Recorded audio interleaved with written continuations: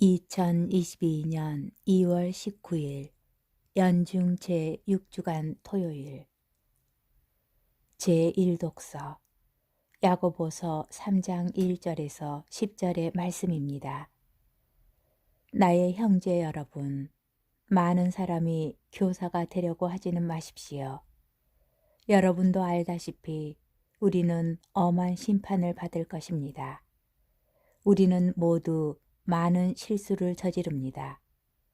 누가 말을 하면서 실수를 저지르지 않으면 그는 자기의 온몸을 다스릴 수 있는 완전한 사람입니다. 말의 입에 재갈을 물려 복종하게 만들면 그 온몸을 조종할 수 있습니다. 그리고 배를 보십시오. 배가 아무리 크고 또 거센 바람에 떠밀려도 키잡이의 의도에 따라 아주 작은 키로 조종됩니다. 이와 마찬가지로 혀도 작은 지체에 지나지 않지만 큰 일을 한다고 자랑합니다. 아주 작은 불이 얼마나 큰 숲을 태워버리는지 생각해 보십시오. 혀도 불입니다. 또 불의 세계입니다. 이러한 혀가 우리의 지체 가운데에 들어앉아 온몸을 더럽히고 인생 행로를 불태우며 그 자체도 지옥불로 타오르고 있습니다. 온갖 들짐승과 날짐승과 길짐승과 바다생물이 인류의 손에 길들여질 수 있으며 또 길들여져 왔습니다. 그러나 사람의 혀는 아무도 길들일 수 없습니다. 혀는 실사이 없이 움직이는 악한 것으로 사람을 죽이는 독이 가득합니다. 우리는 이 혀로 주님이신 아버지를 찬미하기도 하고 또 이 혀로 하나님과 비슷하게 창조된 사람들을 저주하기도 합니다. 같은 입에서 찬미와 저주가 나오는 것입니다. 나의 형제 여러분, 이래서는 안 됩니다. 주님의 말씀입니다. 복음, 마르코 복음 9장 2절에서 13절의 말씀입니다. 그때에 예수님께서 베드로와 야고보와 요한만 따로 데리고 높은 산에 오르셨다. 그리고 그들 앞에서 모습이 변하셨다. 그분의 옷은 이 세상 어떤 마전장이도 그토록 하얗게 할 수 없을 만큼 새하얗게 빛났다. 그때 엘리야가 모세와 함께 그들 앞에 나타나 예수님과 이야기를 나누었다. 그러자 베드로가 나서서 예수님께 말하였다.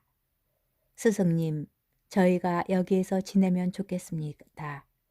저희가 초막 셋을 지어 하나는 스승님께, 하나는 모세께, 또 하나는 엘리야께 드리겠습니다. 사실 베드로는 무슨 말을 해야 할지 몰랐던 것이다. 제자들이 모두 겁에 질려 있었기 때문이다. 그때 구름이 일어 그들을 덮더니 그 구름 속에서 이는 내가 사랑하는 아들이니 너희는 그의 말을 들어라 하는 소리가 났다. 그 순간 그들이 둘러보자 더 이상 아무도 보이지 않고 예수님만 그들 곁에 계셨다. 그들이 산에서 내려올 때에 예수님께서는 그들에게 사람의 아들이 죽은 이들 가운데에서 다시 살아날 때까지 지금 본 것을 아무에게도 말하지 말라고 분부하셨다. 그들은 이 말씀을 지켰다. 그러나 죽은 이들 가운데에서 다시 살아난다는 것이 무슨 뜻인지를 저희끼리 서로 물어보았다. 제자들이 예수님께 율법 학자들은 어째서 엘리야가 먼저 와야 한다고 말합니까? 하고 물었다. 그러자 예수님께서 그들에게 말씀하셨다. 과연 엘리야가 먼저 와서 모든 것을 바로잡는다. 그런데 사람의 아들이 많은 고난과 멸시를 받으리라고 성경에 기록되어 있는 것은 무슨 까닭이겠느냐. 사실 내가 너희에게 말하는데 엘리야에 관하여 성경에 기록된 대로 그가 이미 왔지만 사람들은 그를 제멋대로 다루었다. 주님의 말씀입니다. 오늘의 묵상. 오늘 복음에서 예수님께서는 세 제자만 따로 데리고 높은 산에 오르셔서 그들 앞에서 거룩하게 변모하십니다. 엘리야와 모세도 그분 곁에 나타납니다. 베드로는 이 놀라운 장면을 보고서 그들에게 초막을 지어드리겠다고 제안합니다. 뜬금없는 말처럼 들릴 수도 있는데 사실 베드로의 이 제안은 이스라엘의 초막절 배경과 관련이 있습니다. 하느님의 보호 아래 광야에서 지냈던 천막 생활을 기억하는 초막절은 마지막 때가 오면 하느님과 함께 영원한 초막에서 살게 되리라는 종말론적인 기대도 반영하는 축제였습니다. 이제 베드로가 왜 초막을 짓겠다고 하였는지 이해가 됩니다. 베드로는 자기 눈앞에서 펼쳐지는 눈부신 광경을 보고 지금이 바로 그 종말의 때임을 직감하였던 것 같습니다. 그래서 하느님과 영원히 함께 머무를 초막을 지어드리겠다고 제안한 것입니다. 그런데 베드로가 놓친 것이 있습니다.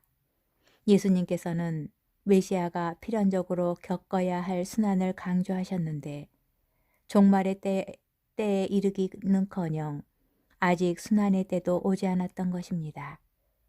베드로는 눈앞의 놀라운 광경에 정신이 팔려 이를 잊었던 모양입니다. 이미 한 번 심하게 꾸지람을 들었음에도 여전히 순환과 십자가에 대한 예수님의 가르침이 그의 머릿속에 깊이 새겨지지 않은 모습을 보며 베드로뿐만 아니라 우리 모두에게도 이 가르침을 멀리하고 싶은 유혹이 얼마나 강하게 자리 잡고 있는지를 알 수 있습니다.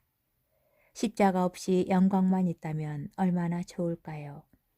그러나 예수님께서 높은 산에서 드러내신 영광은 순환의 여정 끝에 궁극적으로 맞이할 부활의 영광을 미리 보여주는 것입니다. 곧 십자가의 승리를 암시하는 것이지요. 오늘 예수님의 거룩한 변모를 묵상하며 그분께서 초대하신 십자가의 길이 결국 패배가 아닌 승리의 여정이라는 우리의 확신을 더욱 굳건히 할 수 있으면 좋겠습니다.